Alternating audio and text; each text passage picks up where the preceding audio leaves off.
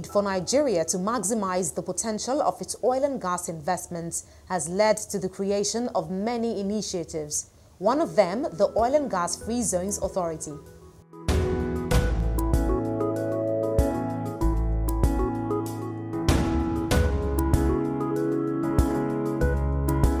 Managing Director of the Oil and Gas Free Zones Authority, Umana, says the authority will work to create more free zones across the country to deepen the influence of existing zones and to ultimately boost investments. In 1996, the federal government of Nigeria decided to create a different authority, the Oil and Gas Free Zones Authority, with a special focus and emphasis on oil and gas activities. So by 2000, the law was put in place in 1996, but by 2000, when the oil and gas free zone was established. We are in various locations, and we were even working to establish other free zones in the country where the promoters meet the conditions set by the authority. Because essentially, since our mandate is to attract foreign direct investments, we can only do that using the vehicles of the free zones. So our strategy is to deepen the existing zones by attracting additional companies or establish zones, new zones in other locations. So that way too, we were able to deepen the quantum of investments. OGFZA licensee and free zone developer, Notori Chemicals Limited, describes the authority as instrumental in working with organizations to create the best free zones within Nigeria. The OGFZA have been very, very instrumental in getting quite a few companies to participate in their vision, which is to have, in my opinion, the best free zones in the country.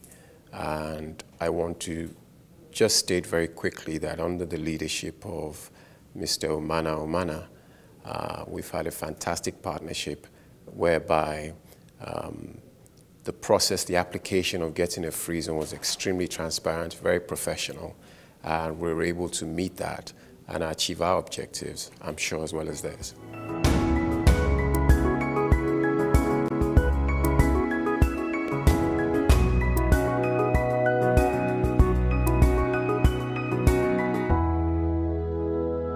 So Notori Chemical Industries is an agro-allied and infrastructure business.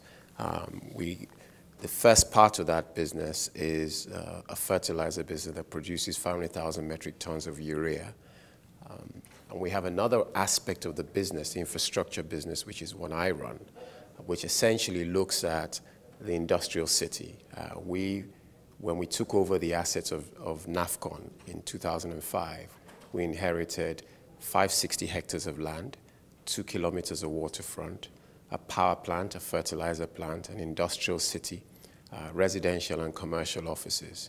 And what we've managed to do since 2010, when we started production of the fertilizer, is to shift our attention a little bit on the infrastructural side of this whole infrastructure.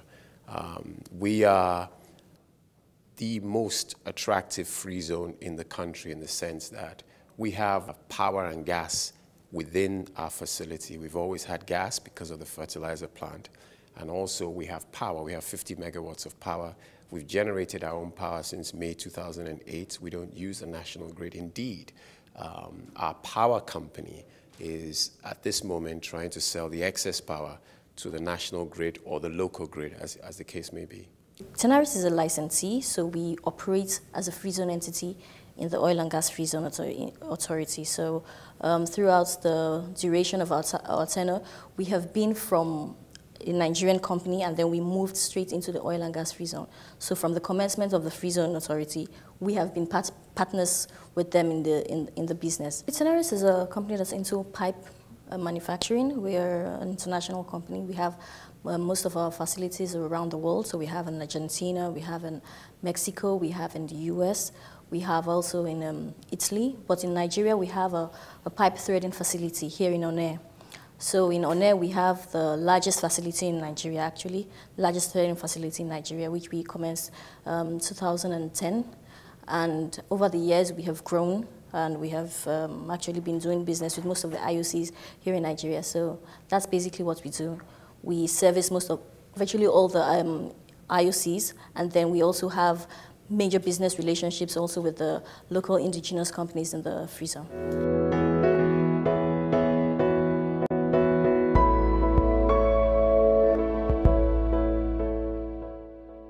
I work in supply chain, so I understand the implication of bringing in materials into the country, raw materials into the country, and then turning them into finished products. So on a normal day, for you to bring in materials and then produce a finished good, you have to custom clear, you have to import them into the Nigerian customs territory. But for the Free Zone Authority, you don't need to do that. There are certain incentives that you gain. So I can bring in raw materials, I don't have to custom clear them, I have to work in the free zone, produce my goods, and then I can decide if I want to export them to other countries or I want to take them into Nigeria for sales. So this gives the flexibility on how to improve, because it's like saying your capital investments, you don't have to use all of your capital investments at every point in time. So in terms of paying duties, you don't have to implement paying of duties. You can actually use your products in the free zone without paying duties.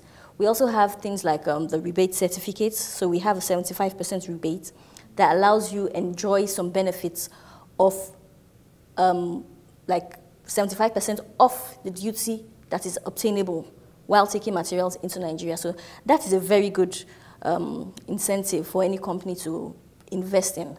They are a regulatory authority. We applied to the oil and gas free trade zone to get a free zone license. And like I said, very transparent, very professional, very rigorous process to make sure. I think you have over 40 or so free zones in Nigeria. And I think you'll find over the years the manner in which some of those applications have been sought and gotten were not exactly the most professional. But in this case, it's fairly clear to us that this is a very professional and dedicated team that have made sure that our investors are quite happy to invest in the free zone.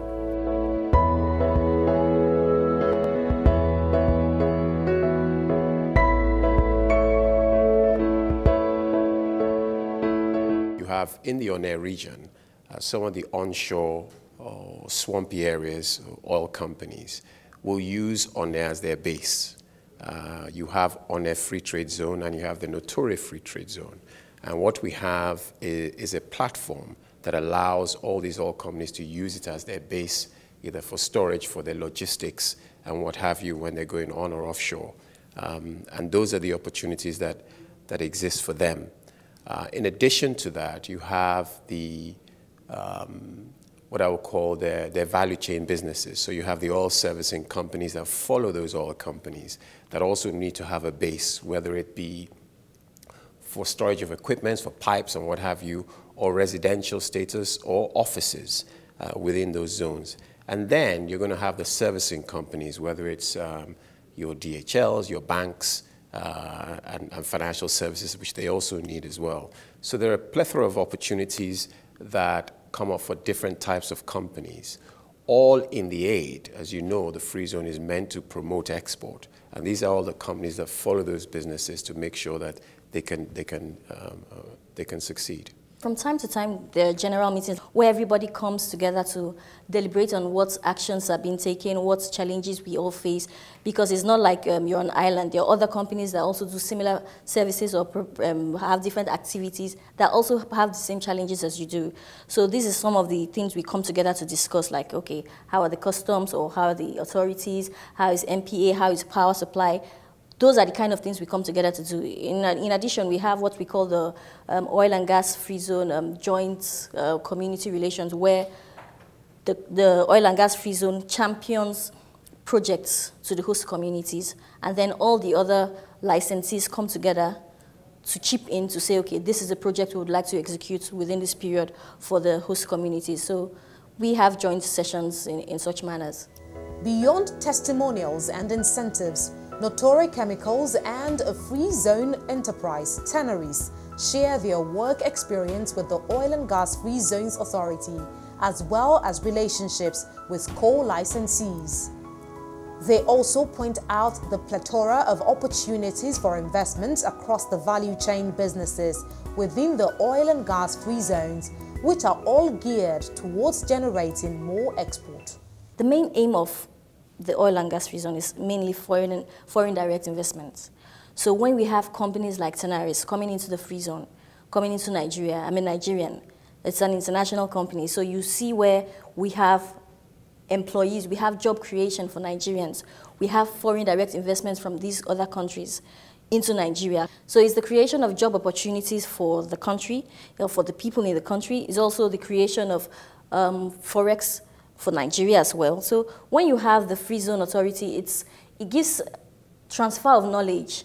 Because if I wasn't in a company like Tenaris, for example, I couldn't have learned all I have at this point. So when we talk about, it's not just the job creation, but it's the impact on the individuals that work in these companies.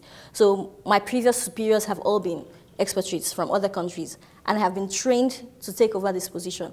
So these are the kind of things that we look at as Nigerians to say, okay, the oil and gas is a platform where companies that don't necessarily have to be Nigerian companies, they come in there, they make investments, and they can decide where and how they want to sell their products. So that was the basis of Tenaris coming into the oil and gas free zone as an international company.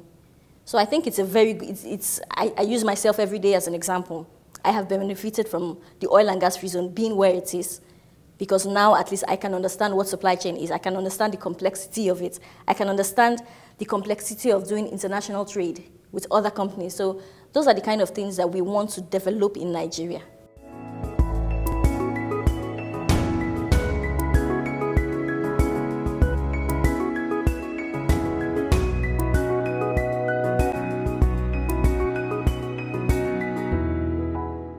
If every authority is looking at it the way the oil and gas free trade zone is looking at it, at least in the recent times, then I think it'll be quite successful. But certainly, we have to measure that against the exports we can generate and the foreign exchange income we can bring into the country, and that's really going to be the measure of it.